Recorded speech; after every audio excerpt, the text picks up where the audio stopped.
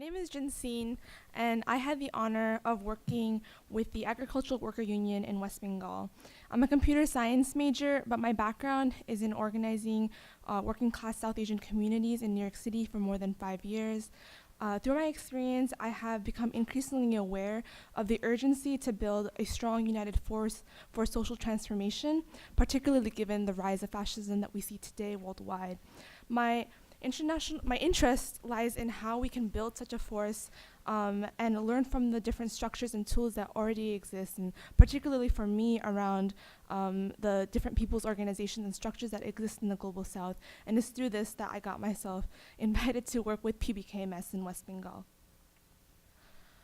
So to give you a brief background around the context of India, India is still largely an agrarian-based society in which the poorest of India are agricultural workers, despite the country's success in global markets, as well as the fact that politically right now the country is under the rule of Prime Minister Modi, who is very well known for his right-wing policies, including inciting violence against Muslims and criminalization of political dissent. To give a brief context of West Bengal, the region is highly characterized by high partisanship, in which the ruling party is in control of most of society, including educational systems, health systems, and other civil and bureaucratic society, which means that this affects the quality of government services because positions are given by partisanship rather than qualifications, as well as repressing dissent because dissenters can be threatened with job security and other sort of services that they may rely on from the government. The organization PBKMS's purpose, as laid out by them, is as follows. PBKMS promotes the rights of agricultural workers to decent wages, is part of the broad movement against forcible land seizures by the state of West Bengal, organizes on the right to food, campaigns for tea garden workers in Bengal, and deals with women's issues. So you can see that the organization works on a wide range of issues. And this past summer, I was able to go to the various regions in West Bengal that PBKMS works in and learn about the membership and organizational structures that they use, as well as how their political vision and ideology shapes the union. And I helped them with their media presence.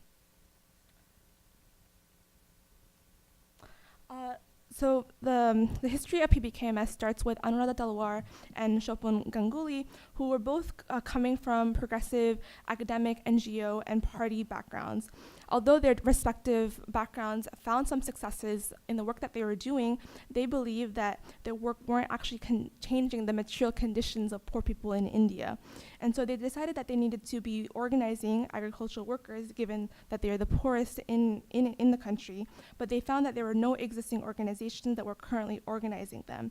And so they started organizing agricultural workers in a small village in West Bengal. And as their influence grew and the number of workers that were involved with them grew, there was a convention held, and in this convention, workers that were involved decided to formally build a trade union, and that's how PBKMS was formed 30 years ago. And so there are two things that I want to highlight in this, is that the primary objective that was identified around changing the material conditions of poor people was that the mechanism that was identified was mass organization that was identified as needed for this realization.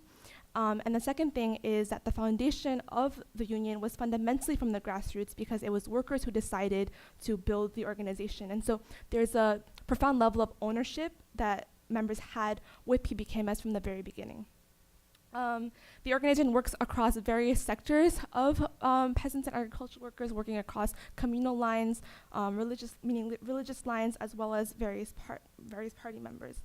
The organization has also helped develop a working women's union, recognizing the need for dealing with women's issues among agricultural workers, and then they also live in a commune because they believe in living their values. Briefly around the kind of work that the organization is involved in includes defending land against forcible land seizures, and fighting for the right of employment in rural areas so that workers aren't forced to move to urban cities for jobs, as well as establishing a food distribution system to prevent starvation and hunger in the region. What was most meaningful for me in my experience was learning about the organizational and membership structure. And the organization is built on committee levels, and so the basic level it would be the village committee members, in which members of the organization per village is involved in that committee, and then it goes up to the state level. The state level has representatives from the districts, various districts in the region, but throughout the different levels, members are able to come in and participate in all of the committee and make decisions and vote and things of that nature. And so there's a profound level of democracy that is embedded within the organization.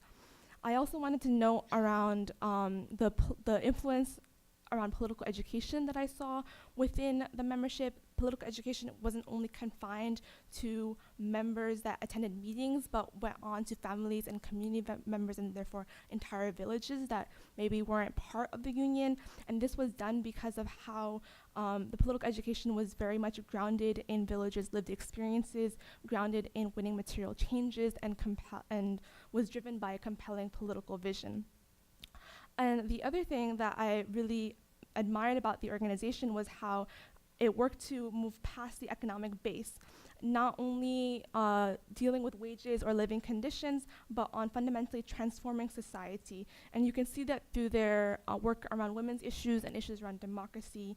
And I got to sit in a political discussion in which one of the founding members was talking about the importance of believing in another world within the organization and the need to build political power outside of political parties in order to realize a different world.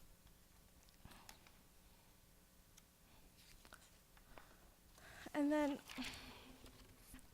the last thing that I wanted to mention on this slide is around how it was really cool for me to see how the organization uses song, dance, and theater to agitate members, to use that as forms of political education, and to get deeper into the issues that they're dealing with in a systematic level. Okay, so the most exciting thing that I wanted to be talking about today was my realization around the importance of mass organizations in transforming society, and the importance of protagonism and democracy in such organizations. When I say protagonism, it's a word that Martha Harnacker uses to mean the involvement of masses of people in shaping our collective political reality.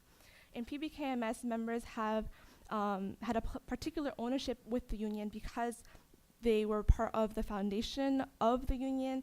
And because of this, there was a particular identification members had with the union that led to their participation being very confident in leading, shaping, and challenging the organization. The way that political education was facilitated, it resulted in members having a very deep understanding of the political environment that existed. And all of these different structures not only strengthen the union and membership engagement, but the development of members as human beings and as people who can shape society as opposed to being subjects to an oppressive reality. Through my experience, I've come to believe that this sort of protagonism in mass organizations and movements as a whole is integral in maintaining human rights and justice in communities. Because when regular people are shaping and building processes and communities of justice, the ownership and power that comes from such a process allows for its longevity. Moreover, it is with mass organizations and the nature of them that such organizations are membership-based, and the organization can deal with complicated realities of people.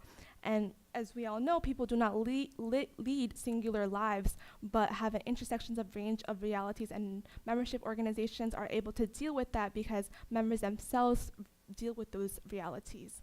And due to the fact that mass organizations are embedded in communities, they are able to understand the pulse of communities in an intimate way, and be able to, also able to know some of the cultural practices that will capture the hearts and minds of people, whether that's through particular recollection of stories that are familiar to village members or different cultural aspects that define the community's identity, whether that's song or theater.